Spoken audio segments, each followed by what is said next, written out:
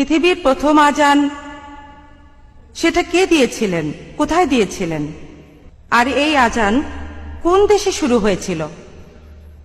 বোন, আপনি প্রশ্ন করলেন যে আজানের উৎপত্তি কিভাবে হয়েছে, কোন দেশে হয়েছে, আর সেটা কিভাবে শুরু হয়েছে। বোন, আজান শুরু হয়েছিল আরব দেশে, আরবের মদিনায়। আর সহিহ হাদিসে উল্লেখ করা আছে যে মদিনায় মসজিদ তৈরি করার পর নবীজি এবং সাহাবারা সালাতের ব্যাপারে আলোচনা করছিলেন, কিভাবে মানুষকে আহ্বান করা হবে। কেউ কেউ বলল ড্রাম বাজাও, কেউ বা বলল শাক বাজাও, এক একজন এক এক কথা বলল। হাদিস বলছে তখন একজন লোক, সেই লোক তার স্বপ্নের মধ্যে আজান শুনল। সে শুনল আজানের আওয়াজ, যেটা আমি আগে বলেছিলাম মানুষের কণ্ঠে।